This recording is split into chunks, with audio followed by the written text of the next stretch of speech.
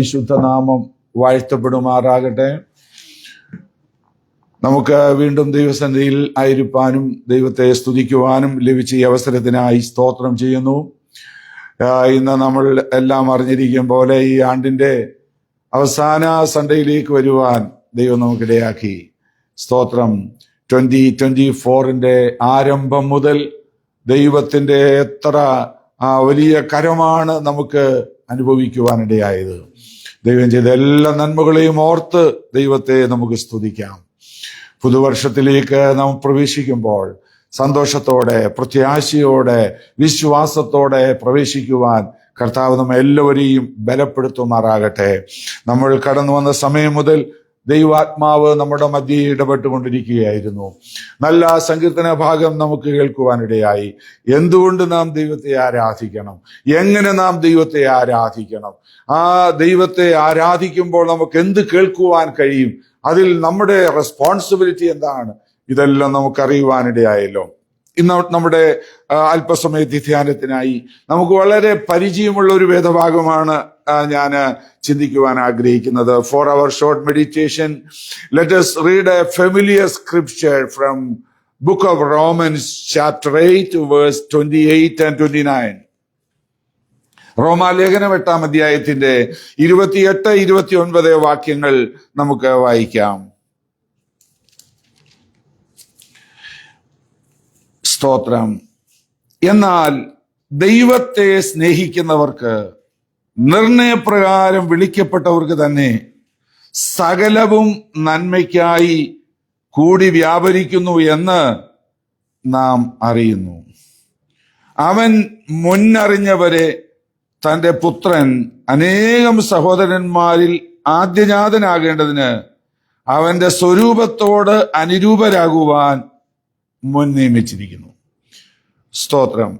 ഞാനത് ഇംഗ്ലീഷിലൂടെ വായിക്കുന്നു. And we know that all things work together for good to those who love God, to those who are called according to his purpose. For whom he foreknew, he also predestined to be conformed to the image of his son, that he might be the firstborn among many brethren. നമ്മൾ ഇന്ന് വായിച്ചത് റോമാലേഖനം 8-ാം അധ്യായത്തിന്റെ 28-ാം വാക്യമാണ്. സ്തോത്രം. നമുക്ക് വളരെ പരിചയമുള്ള ഒരു വേദഭാഗമാണ് എന്ന് നമ്മൾ ഞാൻ ഓർപ്പിച്ചല്ലോ. കഴിഞ്ഞ ദിവസങ്ങളിൽ ഈ തിരുവചന ധ്യാനം മെഡിറ്റേറ്റ് ചെയ്തത് എൻ്റെ ജീവിതത്തിൽ വളരെ ചിന്തിപ്പിക്കുവാനും അനുഗ്രഹമാകുവാനും ഇടയായി. അത് നിങ്ങൾക്കും അനുഗ്രഹമാകുമെന്ന് ഞാൻ കർത്താവിൽ പൂർണ്ണമായി വിശ്വസിക്കുകയാണ്. ഇവിടെ വായിച്ച ആദ്യത്തെ ഭാഗം വാക്ക് ഇതാണ്, ആൻഡ് വി നോ ദാറ്റ്. മലയാളത്തിൽ അത് ഏറ്റവും ഒടുവിലാണ് പറഞ്ഞേക്കുന്നത്. എന്നാൽ ദൈവത്തെ സ്നേഹിക്കുന്നവർക്ക്, നിർണയപ്രകാരം വിളിക്കപ്പെട്ടവർക്ക് തന്നെ സകലവും നന്മയ്ക്കായി കൂടി വ്യാപരിക്കുന്നു എന്ന് നാം അറിയുന്നു. അത് ഏറ്റവും ഒടുവില മലയാളത്തിൽ ആ ഭാഗം പറഞ്ഞേക്കുന്നത്. ഇംഗ്ലീഷിലാണെങ്കിൽ ആദ്യമാണ് വി നോ. നമ്മൾ അറിയുന്നു. എല്ലാ കാലഘട്ടങ്ങളെക്കാളും ഏറ്റവും അറിവ് വർദ്ധിച്ചിരിക്കുന്ന ഒരു കാലഘട്ടത്തിലാണ് നമ്മൾ വന്നിരിക്കുന്നത്. പ്രത്യേകാൽ എന്ത് കാര്യങ്ങളെക്കുറിച്ച് നമ്മൾക്കറിയണമെങ്കിലും അതെല്ലാം നമ്മുടെ വിരൽ തുമ്പിലുണ്ട്. നമ്മൾ ഗൂഗിൾ ഒന്ന് സെർച്ച് ചെയ്താൽ മതി, എല്ലാം നമുക്ക് അറിയാൻ പറ്റും. എല്ലാ വിധത്തിലും അറിവ് വർദ്ധിച്ചിരിക്കുന്ന ഒരു കാലഘട്ടം. ഡോക്യുമെന്ററീസ്, സ്റ്റോറീസ്, ഹിസ്റ്ററി, ഇതെല്ലാം നമുക്ക് TV-യിലൂടെയും ഇന്റർനെറ്റിലൂടെയും എല്ലാം നമുക്കറിയാനായിട്ട് പറ്റുന്നുണ്ട്. അറിവ് ഏറ്റവും നല്ലതാണ്. Knowledge is very important.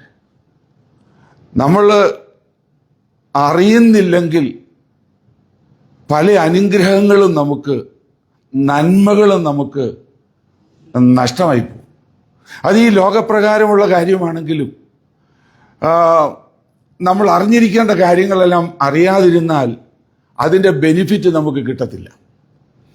എന്നാൽ ലോകത്തിലെ ഡോക്യുമെന്ററികളിലൂടെ, സ്റ്റോറീസിലൂടെ, ഹിസ്റ്ററിയിലൂടെ നമുക്ക് അറിയുന്ന അറിവുകളേക്കാൾ ഏറ്റവും വലിയൊരു അറിവുണ്ട്.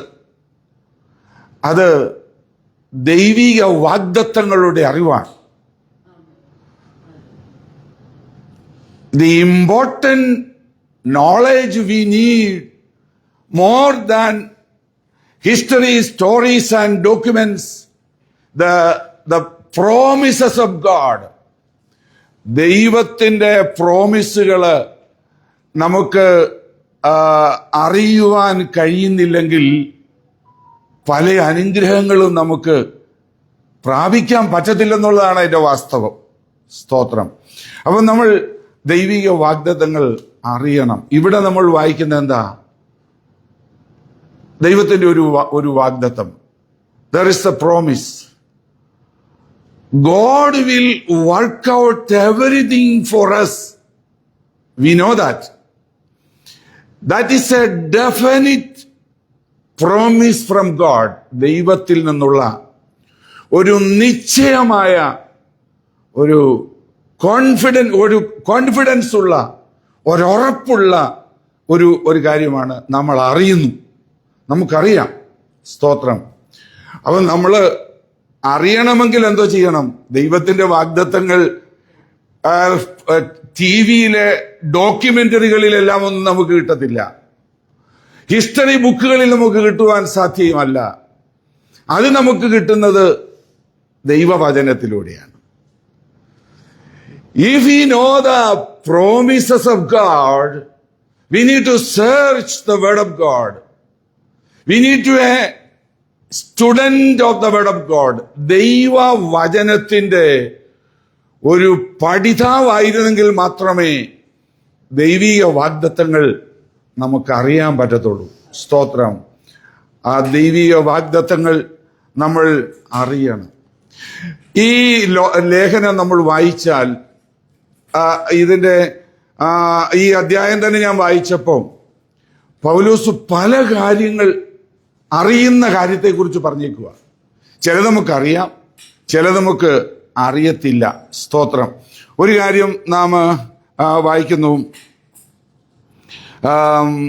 22-ാം വാക്യത്തിൽ, സർവ സൃഷ്ടികളും ഇന്ന് വരെ ഒരുപോലെ ഞരങ്ങി ഈറ്റുനോവോടെ ഇരിക്കുന്നുവെന്ന് നാം അറിയുന്നു. We know one thing. സകല സൃഷ്ടികളും ഈറ്റുനോവോടെ ഞരങ്ങിക്കൊണ്ടിരിക്കുവാന്ന് നമ്മൾ അറിയുന്നത്. എന്തിനായിരിക്കുന്നത്? സ്തോത്രം. മോളിൽ പറഞ്ഞിട്ടുണ്ട്, സൃഷ്ടികളെല്ലാം ദൈവപുത്രന്മാരുടെ വെളിപ്പാടിനെ ആകാംക്ഷയോടെ കാത്തിരിക്കുക. All creation is eagerly waiting for something. ഇപ്പോഴത്തെ ഇമ്മീഡിയറ്റ് ആയിട്ടുള്ള കാര്യങ്ങളല്ല, something is going to be better.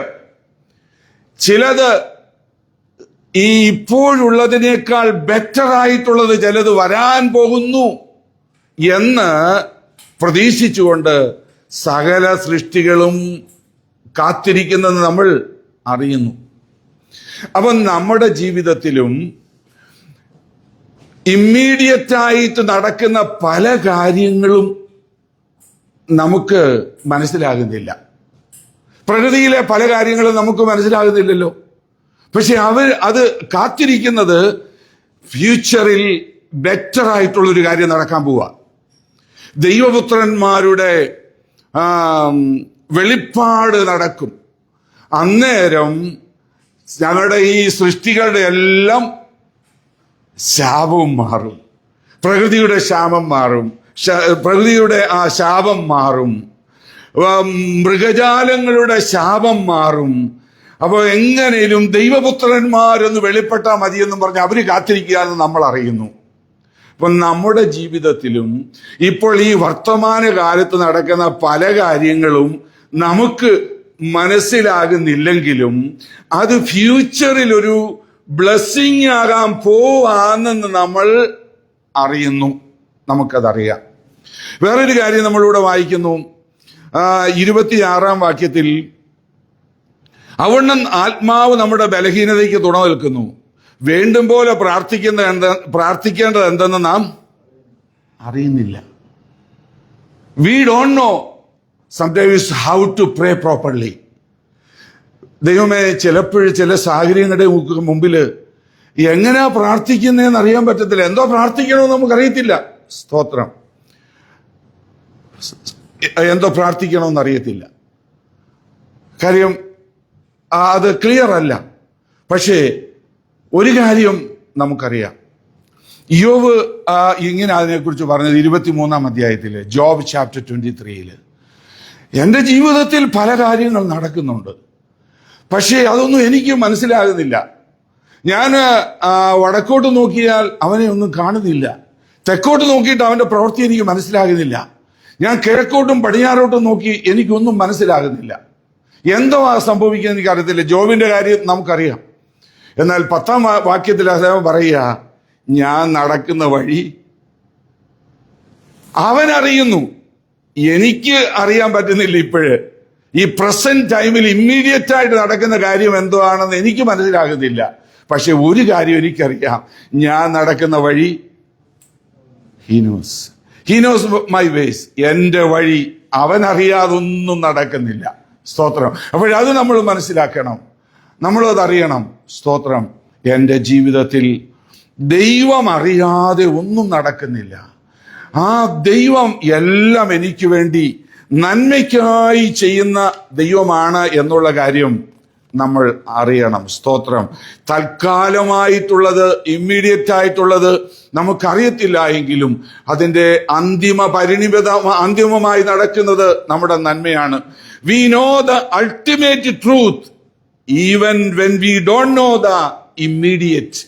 തൽക്കാലം പലതും നമുക്ക് മനസ്സിലാകുന്നില്ലെങ്കിലും അൾട്ടിമേറ്റ് നല്ലതാണെന്ന് നമ്മൾ അറിയുന്നു എന്നാണ് നമുക്ക് വായിക്കുവാൻ കഴിയുന്നത്. അറിയാത്ത കാര്യങ്ങൾ നമുക്ക് സഹായകരമല്ലാതിരിക്കുമ്പോൾ അറിയുന്ന കാര്യങ്ങളാണ് നമുക്ക് ഏറ്റവും പ്രയോജനകരമാകുന്നത്. സ്തോത്രം. ഈ വാക്യം പലരും ദുർവിനിയോഗം ചെയ്യാറുണ്ട്. Sometimes people misuse this scripture. ജീവിതത്തിൽ ഏതെങ്കിലുമൊക്കെ കാര്യങ്ങൾ നടക്കുമ്പോൾ വെറുതെ അങ്ങ് പറയും, don't worry, hang on, it will be all right, എല്ലാം നല്ലതായി പോവും, എല്ലാം നന്മയ്ക്കാണ്, ധൈര്യമായിരിക്കുക. അതൊക്കെ ഒരു എൻകറേജിങ് വേർഡ്സ് ആണ്. പക്ഷേ that is an empty word. അത് വെറും ശൂന്യമായ, സ്തോത്രം, ഒരു വാക്ക് മാത്രമാണ്. ഈ വാക്യം പറഞ്ഞേക്കുന്നത് ആർക്കാണ്? ദൈവത്തെ സ്നേഹിക്കുന്നവർക്ക്, നിർണയപ്രകാരം വിളിക്കപ്പെട്ടവർക്ക് തന്നെ സകലതും നന്മയ്ക്കായി കൂടി വ്യാപരിക്കുന്നു എന്ന് നാം അറിയുന്നു എന്ന് പറഞ്ഞിരിക്കുന്ന വാക്യം ഈ ചാപ്റ്റർ നമ്മൾ പഠിച്ചാൽ ഇത് മുഴുവനും ദൈവ മക്കൾക്കുള്ളതായ ഒരു വിഷയമാണ്. സ്തോത്രം. നാം അതിനെക്കുറിച്ച് ദൈവവചനത്തിൽ വായിക്കുന്നത് റോമൻസ് 8 അധ്യായത്തിന്റെ 15 മുതലുള്ള വാക്യങ്ങൾ വായിച്ചാൽ, നിങ്ങൾ പിന്നെയും ഭയപ്പെടേണ്ടതിന് ദാസ്യത്വത്തിന്റെ ആത്മാവിനെ അല്ല, നാം അബ്ബാ പിതാവേ എന്ന് വിളിക്കുന്ന പുത്രത്വന്റെ ആത്മാവിനെ അത്രേ പ്രാപിച്ചത്. നാം ദൈവമക്കളാകുന്നെന്ന് ആത്മാവ് താനും നമ്മുടെ ആത്മാവോടുകൂടെ സാക്ഷ്യം പറയുന്നു.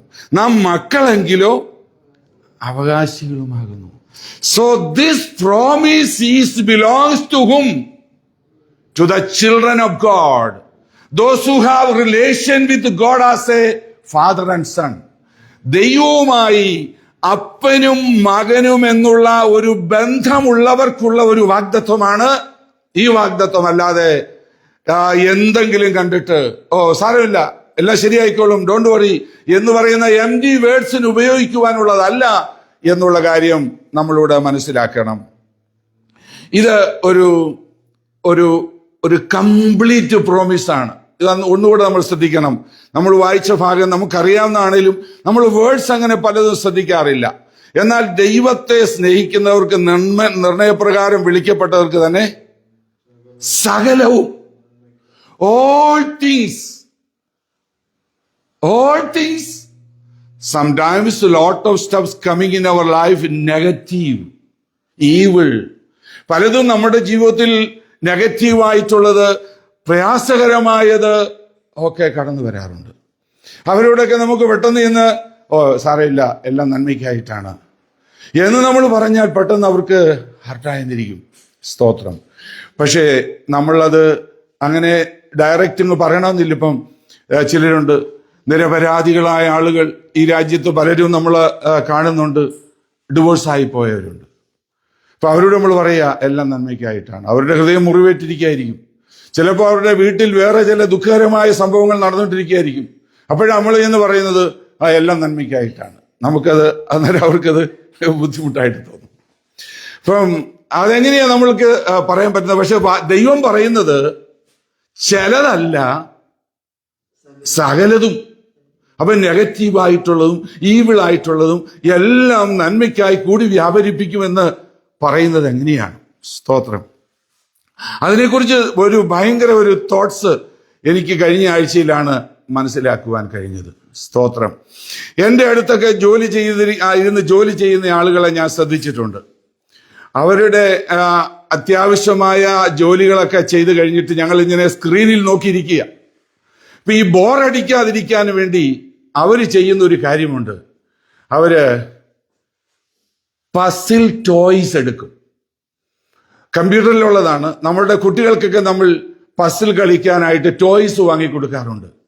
ഒരു 250, 300, 1000 ഒക്കെയുള്ള പീസുകളൊക്കെയാണിത്. ഞാനിങ്ങനെ കമ്പ്യൂട്ടർ നോക്കുമ്പം എൻ്റെ അടുത്തിരിക്കുന്ന ആളുകൾ കുറച്ച് യാതൊരു ഷേപ്പും ഇല്ലാത്ത കുറെ ഐക്കോൺസ്, ഇമേജുകളൊക്കെ വെച്ച് ഇങ്ങനെ അവർ അങ്ങോട്ട് തിരിക്കുന്നു, ഇങ്ങോട്ട് തിരിക്കുന്നു. അവരോരോന്നൊക്കെ പ്ലാൻ ചെയ്തുകൊണ്ടിരിക്കുന്നത് കാണാം.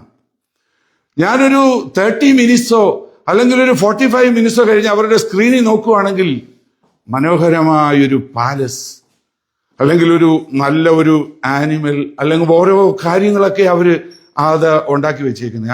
ആ പസിൽസുകളൊക്കെ അവര് പ്രോപ്പറായിട്ട് ഡ്രാഗ് ചെയ്ത് ഓരോന്നും എടുത്ത് അവരതിൻ്റെതായ പ്രോപ്പർ സ്ഥാനത്ത് വെച്ചപ്പോൾ അത് മനോഹരമായൊരു രൂപമായി. അപ്പൊ ഞാൻ വളരെ ശ്രദ്ധിച്ച് നോക്കി നിന്നിട്ടുണ്ട്, ഇതെങ്ങനെ സാധിക്കും? എനിക്ക് പറ്റുന്നില്ലല്ലോ. നമ്മൾ കുഞ്ഞുങ്ങൾക്കൊക്കെ അങ്ങനെ കൊടുക്കാറുണ്ട്. അവരുടെ ബുദ്ധി വർദ്ധിക്കാനും അവരുടെ ടൈമൊക്കെ നല്ലതായിട്ട് യൂസ് ചെയ്യാനൊക്കെ പസിൽസ് ഇങ്ങനെ കളിക്കാൻ നമ്മൾ അവർക്ക് ടോയ് ആയിട്ട് മേടിച്ചു കൊടുക്കാറുണ്ട്.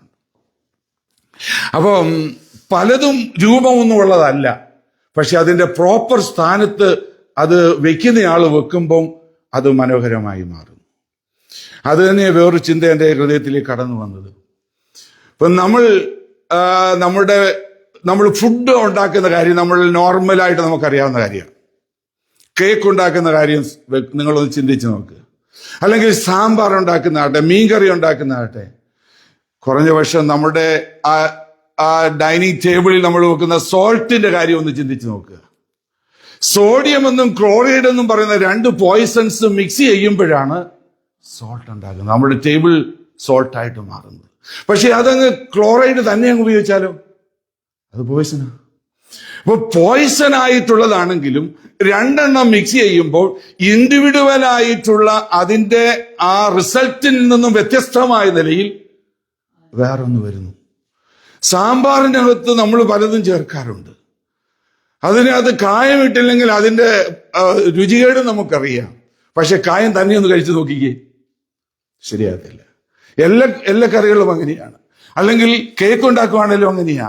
അതിനകത്തുന്ന ഇൻഗ്രീഡിയൻസ് എല്ലാം വ്യക്തിപരമായിട്ട് നമ്മൾ ഇൻഡിവിഡ്വലായിട്ട് ഉപയോഗിക്കുവാണെങ്കിൽ അത് പലതും ടേസ്റ്റിയല്ല. പക്ഷേ അത് നമ്മൾ മിക്സ് ചെയ്ത് ഒരു ഒന്നിച്ചതാക്കുമ്പോൾ അത് പ്രയോജനകരമാകുന്നു. ഇതുപോലെ നമ്മുടെ ജീവിതത്തിലും ഇൻഡിവിഡ്വലായിട്ട് വരുന്ന പല കാര്യങ്ങളും, ഇൻസിഡന്റുകളും നമ്മൾ എടുത്തു നോക്കിയാൽ ബിറ്റർനെസ്, കൈപ്പേറിയത്, പ്രയാസമായത്, ഈവിളായത്, ഇതൊക്കെയാണ് നമുക്ക് അനുഭവപ്പെടുന്നത്. എന്നാൽ ഇവിടുത്തെ വാഗ്ദത്തം നോക്കുക, സ്തോത്രം. God can change, make, form all things. എല്ലാം നമ്മുടെ ജീവിതത്തിൽ നമുക്ക് മനസ്സിലാകാത്ത, പ്രയാസമാണെന്ന് നമുക്ക് തോന്നുന്ന ആ കാര്യങ്ങളും ദൈവം അത് നന്മയ്ക്കാക്കി തീർക്കുകയും ഒടുവിൽ നമ്മൾ പറയും, ഓ ഇതായിരുന്നു ദൈവം ഉദ്ദേശിച്ചത്. Oh, this is what God thought plan, this is what the God's plan.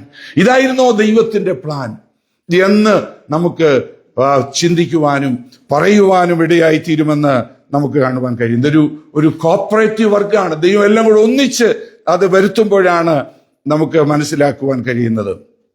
ദൈവത്തിന്റെ ക്ലിയർ ആയിട്ടുള്ള ദൈവിക വാഗ്ദത്തമാണത് എന്ന് നമുക്ക് കാണുവാൻ കഴിയുന്നുണ്ട്. പക്ഷെ ഒരു കാര്യമുണ്ട്, ഇതൊരു കണ്ടീഷണൽ പ്രോമിസ് ആണ്.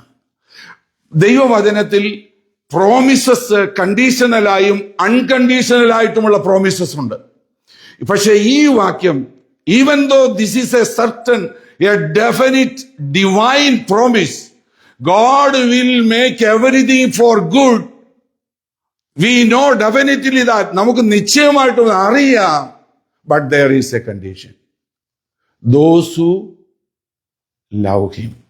അവനെ സ്നേഹിക്കുന്നവർക്ക് നിർണയപ്രകാരം വിളിക്കപ്പെട്ടവർക്ക്. വിളിക്കപ്പെടുക എന്ന് പറഞ്ഞാൽ that is from God side. സ്നേഹിക്കുക എന്ന് പറഞ്ഞാൽ നമ്മുടെ സൈഡാണ്. ദൈവത്തെ സ്നേഹിക്കുന്നവർക്ക്. സ്തോത്രം. അപ്പോൾ ഈ വാഗ്ദത്തം എല്ലാവർക്കും ക്ലെയിം ചെയ്യുവാൻ സാധിക്കുകയില്ല. പക്ഷെ അൺബിലീവേഴ്സിനുള്ള ബന്ധത്തിലും ദൈവത്തെങ്കിലേക്ക് ആകർഷിക്കുവാൻ ചിലതൊക്കെ ദൈവം അവരുടെ ജീവിതത്തിൽ നന്മയ്ക്കാക്കി തീർക്കാൻ സാധ്യതയുണ്ട്.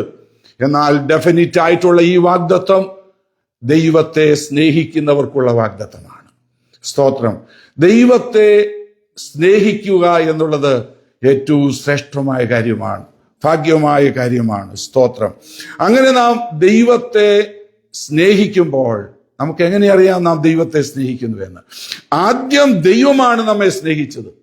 ആ സ്നേഹം നമ്മൾ തിരിച്ചറിഞ്ഞ് നാം ദൈവത്തെ സ്നേഹിക്കുവാൻ കടപ്പെട്ടവരാണ്. First God loved us. ദൈവം നമ്മെ സ്നേഹിക്കുന്നു. സ്തോത്രം. ആ ദൈവത്തെ നമ്മൾ സ്നേഹിക്കണം. നാം ദൈവത്തെ വചനം നമ്മൾ അനുസരിക്കുന്നത് ദൈവത്തെ സ്നേഹിക്കുന്നത് കൊണ്ടാണ്. We are keeping his commandment because we love God. ദൈവം നമ്മെ സ്നേഹിക്കുന്നത് കൊണ്ടാണ് നമ്മൾ അവന്റെ വചനം അനുസരിക്കുന്നത്. സ്തോത്രം. നമ്മളെ ദൈവം സ്നേഹിക്കുന്നുവോ? നാം ദൈവത്തിൽ വ്യക്തമായി അത് കാണുവാൻ കഴിയുന്നുണ്ട്. നമ്മൾ അഭക്തരും പാപികളും ശത്രുക്കളും അവിശ്വസ്തരുമായിരിക്കെ ഒന്നും നോക്കാതെ നമുക്ക് വേണ്ടി ക്രൂശിൽ മരിച്ച് നമ്മുടെ പാപങ്ങൾക്ക് പരിഹാരം വരുത്തി നമ്മെ സ്നേഹിച്ചവനാണ് നമ്മുടെ ദൈവം. While we were still sinners, enemies, ungodly and weak, God manifested his love through his son Jesus Christ. The supreme demonstration of God's love is Calvary. കർത്താവായ യേശുക്രിസ്തുവിന്റെ കാൽവറിയാണ് ഏറ്റവും വലിയ സ്നേഹപ്രദർശനം. അത് നമുക്കെല്ലാവർക്കും വേണ്ടി ആ ദൈവം നമ്മെ സ്നേഹിച്ചതിന്റെ വെളിപ്പാടാണ്. ആ ദൈവത്തെ നമ്മൾ സ്നേഹിക്കുക എന്നുള്ളത് നമ്മുടെ കടപ്പാടാണ്. ദൈവത്തെ നാം സ്നേഹിക്കുക. അങ്ങനെ നാം ദൈവത്തെ സ്നേഹിക്കുമ്പോൾ നമ്മുടെ ജീവിതത്തിൽ എല്ലാം ദൈവം നന്മയ്ക്കാക്കി തീർക്കും. ആ ദൈവം നിർണയപ്രകാരം വിളിക്കപ്പെട്ടവർക്ക് തന്നെ എന്നാണ് നമ്മൾ വായിക്കുന്നത്. സ്തോത്രം. ദൈവത്തെ സ്നേഹിക്കുന്നവരെ അവൻ അറിയുന്നു. ഒരു വാക്യം നമുക്ക് വായിക്കാം.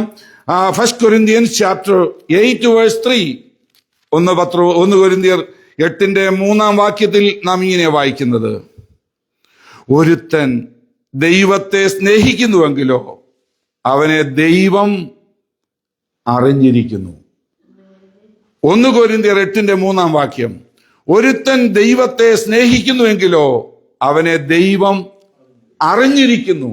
നമ്മൾ ദൈവത്തെ സ്നേഹിക്കുമ്പോൾ ഒരു കാര്യം നാം മനസ്സിലാക്കണം, ദൈവം നമ്മെ അറിയുന്ന ദൈവമാണ്. സ്തോത്രം. യോഹന്നാന്റെ സുവിശേഷം 17-ാം അധ്യായത്തിന്റെ 3-ാം വാക്യത്തിൽ ഇങ്ങനെ നമ്മൾ വായിക്കുന്നത്, ദൈവത്തെ അറിയുന്നത് എന്താണ്? സ്തോത്രം. ഏക സത്യ ദൈവമായ നിന്നെയും നീ അയച്ചിരിക്കുന്ന യേശുക്രിസ്തുവിനെയും അറിയുന്നത് തന്നെ നിത്യജീവനാകുന്നു. Knowing God is eternal life. ദൈവത്തെ അറിയുക എന്ന് പറയുന്നത് അത് നിത്യജീവനാണ്. നമ്മൾ ഇങ്ങനെയാ മനസ്സിലാക്കുന്നത്. To be love God means to love God speak of our relationship with him. നമ്മുടെ ദൈവത്തോടുള്ള ആ റിലേഷൻഷിപ്പ്, ബന്ധത്തെയാണ് കാണിക്കുന്നത്. ദൈവത്തെ നാം സ്നേഹിക്കുക എന്ന് പറയുന്നത്, ദോസ് ഹു ലവ് ഗോഡ്. ആ ദൈവത്തെ നമ്മൾ സ്നേഹിക്കുമ്പോൾ, ദൈവത്തെ നമ്മൾ സ്നേഹിക്കുകയാണെങ്കിൽ, നമ്മൾക്കൊരാളോട് സ്നേഹമാണെങ്കിൽ ആ ആളിന്റെ ശബ്ദം കേൾക്കാൻ നമുക്ക് ഭയങ്കര ഇഷ്ടമായിരിക്കും. ആ ആളോട് കൂടെ സമയം സ്പെൻഡ് ചെയ്യുവാൻ നമുക്ക് ഭയങ്കര ഇഷ്ടമായിരിക്കും. അവരുടെ ലെറ്ററുകൾ കിട്ടുന്നത് വായിക്കുവാൻ നമുക്ക് ഇഷ്ടമായിരിക്കും. നാം ദൈവത്തെ സ്നേഹിക്കുന്നുവെങ്കിൽ ആ ദൈവത്തോടുകൂടെ സമയം സ്പെൻഡ് ചെയ്യുന്നത് നമ്മൾ തിരഞ്ഞെടുക്കും. ആ ദൈവത്തിന്റെ ശബ്ദം കേൾക്കുന്നതിനും ആ ദൈവത്തിന്റെ വചനം ധ്യാനിക്കുന്നതിനും നമ്മൾക്ക് സമയം കണ്ടെത്തുവാൻ വലിയ ആഗ്രഹമായിരിക്കും. നമ്മൾ വെറുതെ സ്നേഹിക്കുന്നു എന്ന് പറയുന്നത് കൊണ്ടായില്ല, വാക്കുകൊണ്ട് മാത്രമായില്ല, നമ്മുടെ പ്രവൃത്തി കൊണ്ട് നമ്മൾ ദൈവത്തെ സ്നേഹിക്കുന്നുണ്ടോ? എത്രമാത്രം സമയം നമ്മൾ ദൈവത്തിനോട് കൂടെ ചെലവഴിക്കുന്നുണ്ട്? നമ്മൾ വാസ്തവമായി ദൈവത്തിനെ സ്നേഹിക്കുന്നെങ്കിൽ എന്തുമാത്രം സമയം ദൈവത്തോടുകൂടെ ചെലവഴിക്കുവാൻ നമ്മൾ ഉപയോഗിക്കുന്നുണ്ട്? ദൈവ വചനം ധ്യാനിക്കുവാൻ നമ്മൾ എത്രമാത്രം സമയം കണ്ടെത്തുന്നുണ്ട്? സ്തോത്രം. വെറുതെ ഡോക്യുമെന്ററികളും കമന്ററി സ്റ്റോറികളുമൊക്കെ വായിച്ച് നമ്മുടെ സമയമെല്ലാം നഷ്ടമാക്കാതെ ദൈവത്തെ സ്നേഹിക്കുന്നതിന് തെളിവായി ദൈവവചനത്തിലേക്ക് നിങ്ങളുടെ ശ്രദ്ധയെ തിരിക്കണമെന്ന് ഞാൻ താഴ്മയോട് അപേക്ഷിക്കുകയാണ്. ഡോക്യുമെന്ററി കാണുന്നതിനോ സ്റ്റോറികൾ അറിയുന്നതിനോ ഹിസ്റ്ററി അറിയുന്നതിനോ ഞാൻ എതിരല്ല. അതെല്ലാം വളരെ നല്ലതാണ്. എന്നാൽ അതിനേക്കാളെല്ലാം ഉപരിയായിട്ട് ദൈവത്തെ സ്നേഹിക്കുന്നതിനും ദൈവവചനം ശ്രദ്ധിക്കുന്നതിനും നാം സമയമെടുക്കണം. കാര്യം ദൈവത്തെ പ്രസാദിപ്പിക്കണമെങ്കിൽ ദൈവഹിതം എന്താണെന്നറിയാതെ നമ്മൾ അങ്ങനെയാ ദൈവത്തെ പ്രസാദിപ്പിക്കുന്നത്? ദൈവഹിതം അറിയുന്നത് എവിടുന്നാ? ദൈവഹിതം അറിയുന്നത് ദൈവത്തിന്റെ വചനത്തിൽ നിന്നാണ്. അപ്പോൾ ദൈവവചനം നമ്മൾ ധ്യാനിക്കുന്നവരായിരിക്കണം. എനിക്ക് ഈ കഴിഞ്ഞ വർഷം ഭയങ്കര സന്തോഷമുണ്ട്. കാര്യം ദൈവം എനിക്ക് അതിനാവശ്യമായ ആ ക്രമീകരണങ്ങളെയൊക്കെ ദൈവം എനിക്ക് നൽകി തന്നു. എനിക്ക് ദൈവവചനത്തോട് താല്പര്യമാണ്, അത് പഠിക്കുവാൻ താല്പര്യമാണെന്ന് ദൈവം മനസ്സിലാക്കിയിട്ട് അതിനാവശ്യമായ മുഖാന്തരങ്ങൾ, വഴികളെയെല്ലാം ദൈവം ഓരോ ദിവസവും ഞാൻ പ്രതീക്ഷിക്കുന്നതിനാൽ ഉപരിയായിട്ട് ദൈവം എനിക്ക് വഴികളെ തുറന്നു തന്നതിൽ എന്നെ സന്തോഷിപ്പിക്കുവാനിടയാകുന്നു. അതുകൊണ്ട് ഏറ്റവും രുചികരമായ ഭക്ഷണത്തെക്കാളും ലോകത്തിലെ ഏറ്റവും വലിയ ധനസമ്പാദ്യത്തെക്കാളും കൂടുതൽ ഞാൻ ഇഷ്ടപ്പെടുന്നത് ഈ ദൈവവചന ധ്യാനത്തിലാണ്. അതിൽ ഞാൻ എൻജോയ് ചെയ്യുകയാണ്. സ്തോത്രം. Those who called by God, to those who called God, ദൈവം വിളിച്ചവരെ കുറിച്ച് നമ്മൾ വായിക്കുന്നു. To be called of God speaks of his relation to us. ദൈവത്തെ സ്നേഹിക്കുന്നത് നമ്മളുടെ ദൈവത്തോടുള്ള ബന്ധമായിരിക്കുമ്പോൾ ദൈവത്തെ സ്നേഹിക്കുന്നവർക്ക് നിർണയപ്രകാരം വിളിക്കപ്പെട്ടവരെന്ന് പറയുന്നത് ദൈവത്തിന് നമ്മളോടുള്ള ആ ബന്ധത്തെയാണ് കാണിക്കുന്നത്. ദൈവം സൂര്യന്റെ ഉദയം മുതൽ അസ്തമാനം വരെ ഭൂമിയെ വിളിക്കുകയാണ്, മനുഷ്യരെ വിളിക്കുകയാണ്. വാ, എനിക്ക് നിന്നോടുകൂടെ സമയം ചെലവഴിക്കുവാനുണ്ട്, എനിക്ക് നിന്നോട് സംസാരിക്കുവാനുണ്ട്. സ്തോത്രം. ആ ദൈവത്തിന്റെ വിളി പലപ്പോഴും ആളുകൾ കേൾക്കുന്നില്ല. സ്തോത്രം. നാം തിരുവനന്തപുരത്ത് ഇങ്ങനൊരു വാക്യം വായിക്കുന്നുണ്ട്. മർക്കോസ് 1:20 കഴിഞ്ഞ ദിവസം ഞാൻ ഇങ്ങനെ വായിച്ചു. സബദിയും മക്കളും അവരുടെ ബോട്ടിൽ അവരുടെ ഫിഷിംഗ് ബിസിനസ് ചെയ്തുകൊണ്ടിരിക്കുന്നവരാണ്. അവര് വലയൊക്കെ നന്നാക്കിക്കൊണ്ടിരിക്കുകയായിരുന്നു. അപ്പോഴാണ് യേശു ആ വഴി പോയത്. മാർക്ക് ചാപ്റ്റർ 1 വേഴ്സ് 20 നമ്മൾ വായിക്കുന്നു, യേശു പറഞ്ഞു, നിങ്ങൾ എന്നെ അനുഗമിക്കുവാൻ. സെബദിപുത്രന്മാർ യാക്കോബും യോഹന്നാനും അപ്പനെ ബോട്ടും പടകുമായിട്ട് ബോട്ടും വലയും ജോലിക്കാരെയുമായിട്ട് അവിടെ വിട്ടതിന് ശേഷം അവര് യേശുവിനെ അനുഗമിച്ചതായി നമ്മൾ വായിക്കുന്നു. ഇന്നും കർത്താവ് നമ്മെ വിളിക്കുന്നു, അവനെ സ്നേഹിക്കുവാൻ, അവന് വേണ്ടി ജീവിക്കുവാൻ അവൻ നമ്മെ വിളിക്കുന്നു, സ്തുതിക്കുന്നു. അപ്പോൾ നമ്മൾ ഈ വചനം വായിക്കുമ്പോൾ നമ്മൾ ചിന്തിക്കേണ്ടത്, ഞാൻ ഈ കണ്ടീഷൻ മീറ്റ് ചെയ്തിട്ടുണ്ടോ? Have I met these two conditions in Roman chapter 8 verse 28. റോമാലേഖനത്തിൽ പറഞ്ഞിരിക്കുന്ന 8:28 പറഞ്ഞിരിക്കുന്നതായ ആ കണ്ടീഷൻസ് ഞാൻ മീറ്റ് ചെയ്തിട്ടുണ്ടോ എന്ന് നാം ഇന്ന് പകൽക്കാലം ചിന്തിക്കേണ്ടത് ഏറ്റവും ആവശ്യമാണ്. ഇത് കേവലം ഒരു തിയറിയല്ല, ഇത് കേവലം ഒരു ചരിത്രമല്ല. അത് നമ്മൾക്ക് മനസ്സിലാക്കുവാൻ കഴിയത്തക്കവണ്ണമുള്ള വിസിബിൾ ആയിട്ടുള്ള ചില സത്യങ്ങളാണ് നമുക്ക് കാണുവാൻ കഴിയും. വളരെ പരിചയമുള്ള ഒരാളുടെ കാര്യം ഞാൻ ഓർപ്പിക്കാം. ജോസഫ് ഇൻ ഓൾഡ് ടെസ്റ്റ്മെന്റ്, പഴയ നിയമത്തിലെ ജോസഫിനെ നിങ്ങളൊന്ന് ശ്രദ്ധിച്ചു നോക്കുക. ജോസഫ് അപ്പന് വളരെ സ്നേഹമുള്ള ആളായിരുന്നു. തൻ്റെ സഹോദരന്മാരെ കാണാനായിട്ട് താൻ കടന്നുപോയതാണ്. തനിക്ക് ചില ദർശനങ്ങളൊക്കെ സ്വപ്നങ്ങളൊക്കെ ദൈവം കൊടുത്തിരുന്നു. എന്നാൽ അപ്പന്റെ സ്നേഹവും ആ ദർശനങ്ങൾ, തനിക്ക് ദൈവം കൊടുത്ത ദർശനങ്ങളും എല്ലാം അടിസ്ഥാനത്തിൽ അസൂയ പൂണ്ടവരായ സഹോദരങ്ങൾ അവനെ വിറ്റുകളഞ്ഞു, അവനെ പൊട്ടക്കൊഴിയിലിടുന്നു, മിദ്യാന്യർക്ക് വിൽക്കുന്നു. ഒടുവിൽ അവൻ അന്യായമായിട്ട് പൊത്തിപ്പേറിന്റെ വീട്ടിൽ നിന്നും കള്ളക്കാര്യങ്ങൾ കേട്ട് അത് പ്രസിഡന്റിലേക്ക് അവൻ പോകേണ്ടി വരുന്നു. പക്ഷേ അപ്പോഴെല്ലാം ഈ യോസേപ്പിന് ഒരു കാര്യം മനസ്സിലായി, ഒരു കാര്യം അറിയാമായിരുന്നു, എന്നെ ദൈവം കാണിച്ച ആ സ്വപ്നം സത്യമാണ്, അതിന് ഞാൻ പിന്മാറത്തില്ല. സ്തോത്രം. ഒടുവിൽ റോമർ 8:28 അദ്ദേഹത്തിന്റെ ജീവിതത്തിൽ വെളിപ്പെട്ടു. എപ്പോൾ? തന്റെ സഹോദരന്മാർ തന്റെ അരികിൽ വന്ന് സഹായം ആവശ്യപ്പെട്ടപ്പോൾ.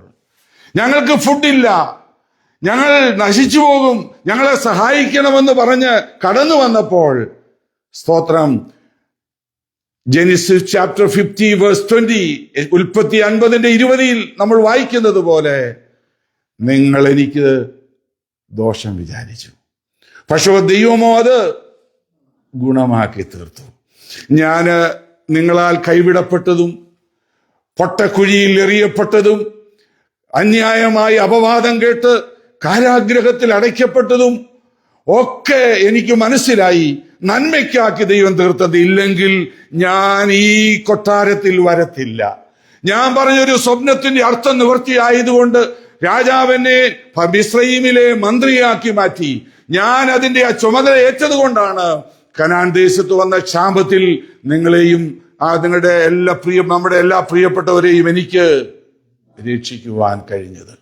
ഇതെന്റെ ജീവിതത്തിൽ നന്മയ്ക്കാക്കി തീർത്തു എന്ന് ജോസേപ്പിന് മനസ്സിലായി. സ്തോത്രം. ദൈവത്തെ സ്നേഹിക്കുന്നവർക്ക്, നിർണയപ്രകാരം വിളിക്കപ്പെട്ടവർക്ക് തന്നെ സകലതും നന്മയ്ക്കായി കൂടി വ്യാപരിപ്പിക്കുന്ന ഒരു ദൈവമുണ്ട്. സ്തോത്രം, സ്തോത്രം. ഒത്തിരി സ്റ്റോറികൾ നമുക്കത് പറയുവാൻ കഴിയും. ഇയ്യോബിന്റെ ചരിത്രം നിങ്ങൾ നോക്കുക. എത്ര നല്ല മനുഷ്യനായിരുന്നു, ദോഷം വിട്ടകലുന്നവൻ. അവൻ ഒരു ദോഷവും ചെയ്യാത്തവനെന്ന് ദൈവം തന്നെ പറഞ്ഞു. He was an upright man who feared God and shunned evil. ദൈവത്തെ ഭയപ്പെടുന്നവരും ദോഷം വിട്ട് അകലുന്നവനുമായിരുന്നു. എന്നാൽ അവന്റെ ജീവിതത്തിൽ സംഭവിച്ചത് എന്താണ്? അവൻ ഭയങ്കര സമ്പത്തുള്ള ആളായിരുന്നു. അവന്റെ മൃഗസമ്പത്തുകളെല്ലാം ശത്രുക്കൾ ഒറ്റ ദിവസം കൊണ്ടെല്ലാം കൊണ്ടുപോയി. സ്തോത്രം. അവന്റെ മക്കളെല്ലാം ഒരു ദിവസത്തെ ആ വലിയ കൊടുങ്കാറ്റിൽ വീട് തകർന്ന് നശിച്ചുപോയി. അവന്റെ ഭാര്യയ്ക്കും അവനോട് ദുഃഖം തോന്നി. നീ ഇത്രയും ഭക്തനായിട്ടൊക്കെ ജീവിച്ചിട്ട് ഇങ്ങനെയൊക്കെ നിനക്ക് സംഭവിച്ചല്ലോ. അവസാനം അവന്റെ ശരീരത്തിലും അവൻ കഷ്ടം സഹിച്ചു. എന്നാൽ 42-ാം അധ്യായത്തിലേക്ക് നമ്മൾ വരുമ്പോൾ നമുക്ക് മനസ്സിലാകുന്നുണ്ട്, ദൈവമേ, അവന്റെ സ്നേഹിതന്മാരും അവനെ അപവാദം പറഞ്ഞു. നീ ചെയ്ത പാപം കൊണ്ടായി നിനക്ക് ഇങ്ങനെയൊക്കെ വന്നത്, നിർദോഷിയായിട്ട് കഷ്ടം സഹിച്ചവൻ ആരൊക്കെയാന്ന് അവരും പറഞ്ഞു. എന്നാൽ 42-ാം അധ്യായത്തിൽ നമ്മൾ വായിക്കുന്നുണ്ട്, അവന് നഷ്ടമായതൊക്കെയും ദൈവം ഇരട്ടിയായി കൊടുത്തു. എന്നിട്ട് അവൻ പറയുന്നുണ്ട്, ദൈവമേ, നിനക്ക് സകലതും കഴിയുമെന്നും നിന്റെ ഉദ്ദേശമൊന്നും അസാധ്യമായിട്ടില്ലെന്നും ആകത്തില്ലെന്നും എനിക്ക് മനസ്സിലായി. സ്തോത്രം. ഒരു കാര്യം എനിക്കറിയാം, ഞാൻ നിന്നെക്കുറിച്ചൊരു കേൾവിയെ കേട്ടിരുന്നുള്ളൂ, എന്നാൽ എൻ്റെ സ്വന്തം കണ്ണുകൊണ്ട് ഞാൻ നിന്നെ കാണാനിടയായി. സ്തോത്രം. എന്തുകൊണ്ടാണ് അദ്ദേഹത്തിനത് അങ്ങനെ താൻ ഇങ്ങനെയെല്ലാം സംഭവിച്ചിട്ടും ഒരു ദോഷം, ദൈവത്തെ കേഴ്ച ചെയ്യാതെ ജീവിച്ചു പോകാൻ കാരണം എന്താണ്? സ്തോത്രം. അതിന്റെ കാരണം ഞാൻ നേരത്തെ പറഞ്ഞു.